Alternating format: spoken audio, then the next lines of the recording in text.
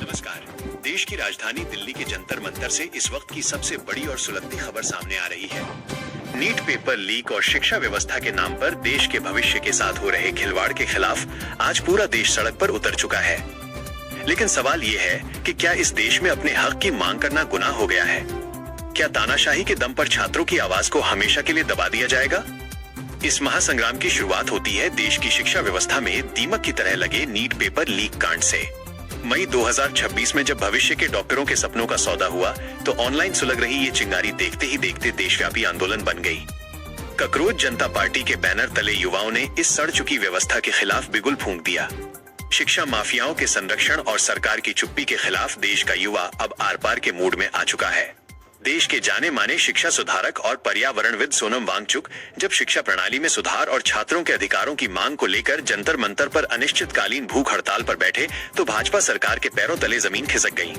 लोकतंत्र के मंदिर कहे जाने वाले इस देश में एक गांधीवादी तरीके से चल रहे अनशन को कुचलने के लिए दिल्ली पुलिस को आगे कर दिया गया।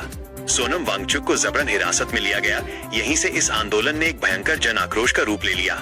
और फिर आया वो काला दिन जब हजारों की संख्या में छात्र और युवा अपनी जायज मांगों, शिक्षा मंत्री के इस्तीफे, मृत नीट अभ्यर्थियों के परिजनों को 1-1 करोड़ के मुआवजे और सख्त पेपर लीक कानून को लेकर संसद की ओर कूच कर रहे थे तो दिल्ली पुलिस ने उन पर लाठियां भांजी और आंसू गैस के गोले छोड़े। जंतर मंतर से संसद मार्ग तक ऐसा तांडव मचाया गया मानो ये देश के छात्र नहीं बल्कि देश के दुश्मन हो। इस बर्बरता में कई छात्र और पुलिसकर्मी घायल हुए, लेकिन सरकार के कानों पर जूं तक नहीं रेंगी। जब देश का युवा सड़क पर पिट रहा था तब विपक्ष के तमाम बड़े दिग्गज नेता छात्रों की ढाल बनकर जंतर मंतर और संसद परिसर में डटे। लोकसभा में नेता प्रतिपक्ष राहुल गांधी, कांग्रेस नेत्री प्रियंका गांधी, आप संयोजक अरविंद केजरीवाल, सांसद संजय सिंह, मनीष सिसोदिया, समाजवादी पार्टी की सांसद डिंपल यादव और नगीना से सांसद चंद्रशेखर आजाद जो रात के 2:30 बजे तक जंतर मंतर पर डटे रहे, उन्होंने इस दमनकारी हुकूमत को खुली चुनौती दी। लेकिन शर्म की बात तो ये है कि इन जनप्रतिनिधियों को भी पुलिस बल के दम पर जबरन हिरासत में लिया गया और जेलों में डाला गया।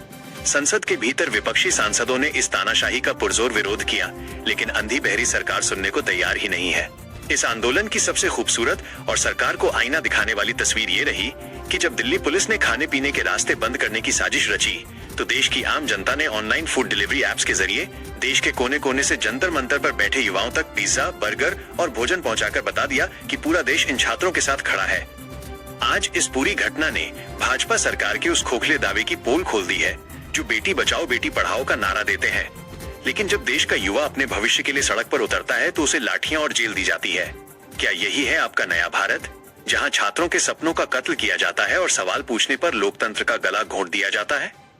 देश के नौजवानों के साथ हो रहे इस अन्याय का हिसाब ये देश आने वाले चुनाव में जरूर लेगा। इस पूरी खबर पर आपकी क्या राय है, हमें कमेंट बॉक्स में जरूर बताएं। देखो देखो देखो देखो देख सकते हो दोस्तों, यहाँ पे देखो देखो